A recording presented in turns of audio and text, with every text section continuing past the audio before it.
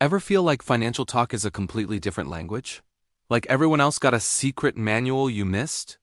The truth is, most of us struggle with money not because we're lazy, but because we were never taught its language. Imagine trying to build a house without knowing what a hammer or a nail is. You'd be totally lost, right? Money works the same way. When you don't understand the basic terms, financial advice just sounds like confusing noise. Today, we're going to change that.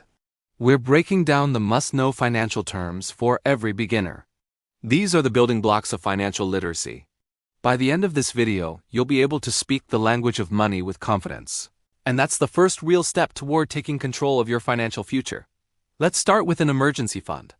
This is money you set aside just for unexpected expenses like a medical bill, a car repair, or sudden job loss. It's not for a vacation.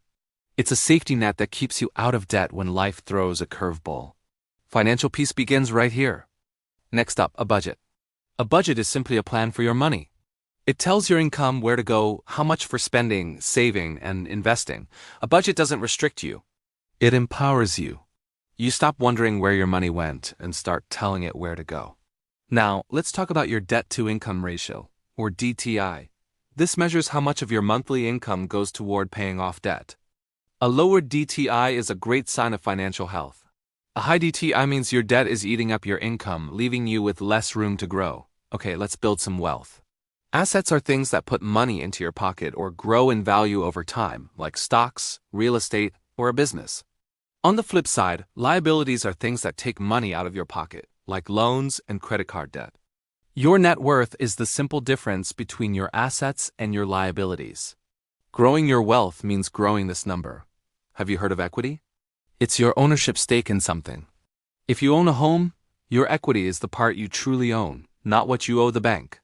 As you pay down debt or the asset's value increases, your equity grows. How do you know if an investment is good? You check its ROI, or return on investment. This tells you how much you gained or lost compared to what you put in. It answers the simple question, was this worth it? Now, not all debt is bad. Good debt is money borrowed for things that can grow in value, like education or an income-producing property. Bad debt is for things that lose value, like a fancy new TV bought on credit. Good debt builds your future. Bad debt drains it. The interest rate is simply the cost of borrowing money. And your credit score? That's a number that tells lenders how reliable you are. A high score unlocks better opportunities and lower interest rates. Let's talk about some powerful concepts. Leverage is using borrowed money or other resources to amplify your returns. It can multiply gains but also losses, so it must be used strategically. Compound interest is when your money starts earning its own money. It's a snowball effect that grows exponentially over time.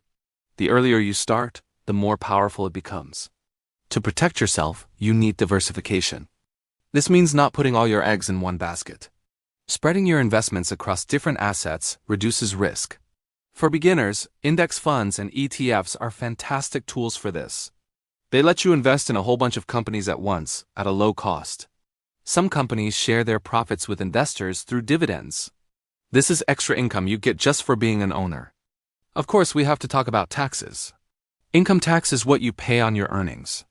Capital gains tax is what you pay on the profit from selling an investment. Smart investors use legal tax incentives, government rewards for things like saving for retirement, to keep more of what they earn. Finally, a few key concepts. Cash flow is the movement of money in and out.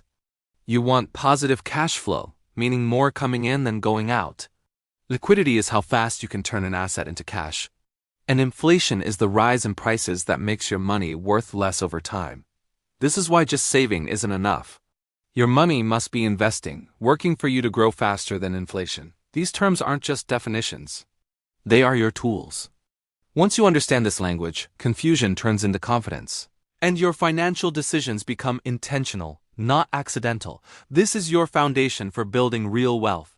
Thanks for watching, and be sure to subscribe for our next lesson, where we'll start applying these concepts to real life.